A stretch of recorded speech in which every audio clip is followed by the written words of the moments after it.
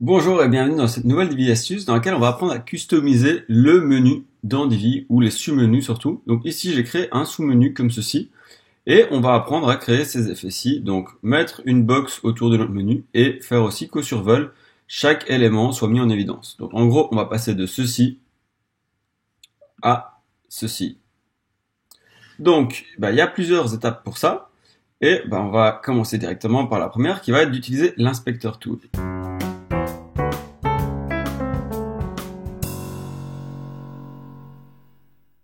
Donc, si je prends mon site tel qu'il est, je vais ici venir faire un clic droit sur mon élément et je vais inspecter ceci.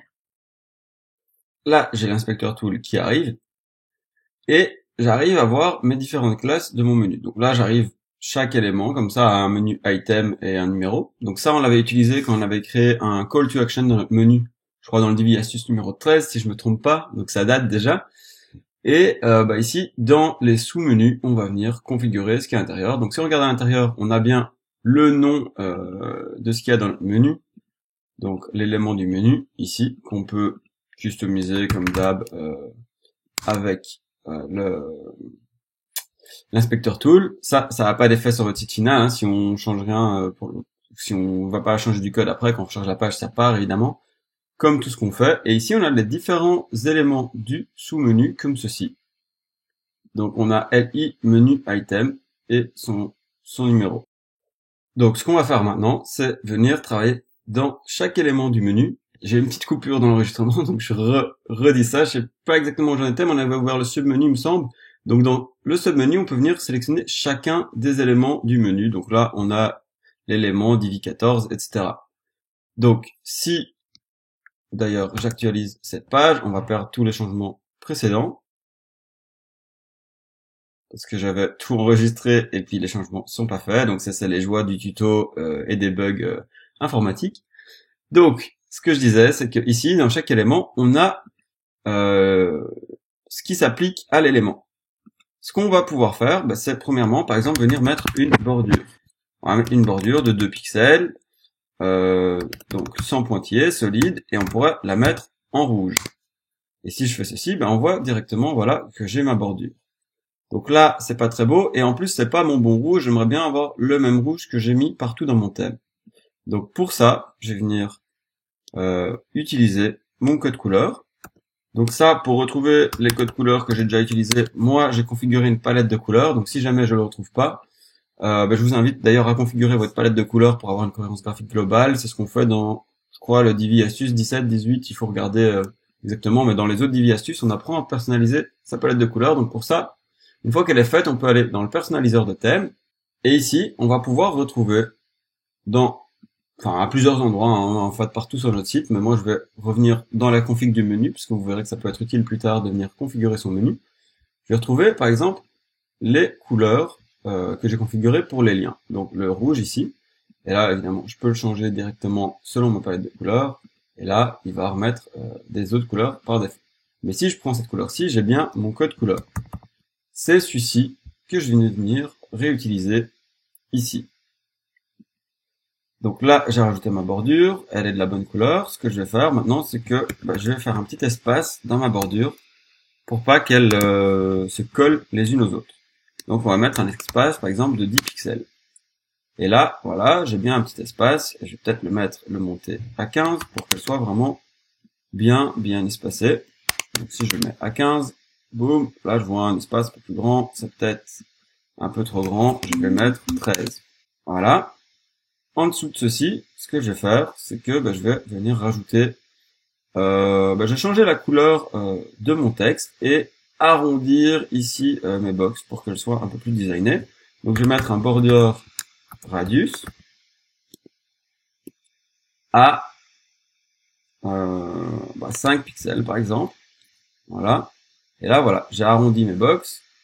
Je vois que c'est pas assez. J'ai par exemple passé en 8 pixels. 8 pixels s'il vous plaît.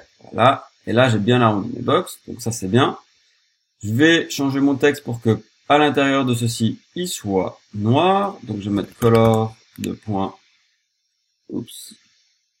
Je vais mettre ça au bon endroit. Color. Et je vais mettre black par exemple. Là, j'ai bien du texte noir à l'intérieur. Et je voudrais, par exemple, soit un peu plus designé, centrer mon texte. Donc, je vais mettre text align, center pour le centrer. Et là, vous voyez que j'ai déjà bien designé tout ça. Donc ça, c'est cool. Je vais pouvoir prendre ce texte-là, ce CSS, et je vais venir dans les options de mon thème. Donc ici, vous allez dans les options du thème, dans le général, et mettre ça dans le custom CSS. Ou alors dans la style sheet si vous avez un thème enfant sur votre site. Là, je recolle le texte que j'ai pris. Ça, c'était les paramètres par défaut, donc on peut les effacer. Et ça, c'est tout ce que moi j'ai créé. Donc si je reviens sur mon site en live, que je l'actualise, là, je vois que j'ai bien les effets qui viennent d'être configurés. Deuxième chose, c'est qu'on va faire un effet au survol maintenant. Donc, pour faire un effet au survol, on va simplement reprendre ceci. On va faire un copier-coller. Donc, pomme C, pomme V, ou CTRL-C, CTRL-V sur PC.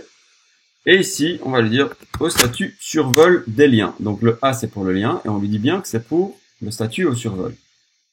Et maintenant, qu'est-ce qu'on va lui dire? C'est qu'on va lui dire que, premièrement, on va mettre un texte de couleur blanche. Le reste du CSS, on peut l'effacer puisqu'il le prend par défaut, et aussi bien au survol que quand c'est pas au survol. Et on va lui mettre un background. Donc là, si j'arrive bien, donc un fond de couleur, de ma couleur E320 ici. Donc de ma couleur, de ma palette de couleurs. Voilà. Et là, c'est 2 points par contre. Si je sauve ceci, je me rends sur mon site ici, j'actualise cette page.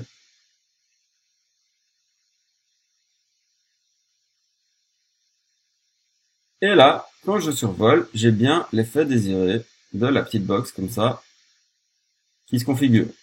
Enfin, qui devient rouge au survol. Comme on l'a configuré. Dernière chose que je voulais vous dire, c'est aussi, ici, vous pouvez venir configurer un peu votre menu. Donc là, on peut par exemple changer la hauteur de son menu. C'est tous des trucs de base dans Divi. Mais sans passer par du CSS, vous pouvez venir ici changer la taille de votre logo, la taille du texte des différents éléments, l'espacement des lettres, etc., la couleur du lien actif et tout ça. Donc ça, c'est peut-être des choses que vous allez vouloir configurer pour aller changer d'autres choses dans votre menu.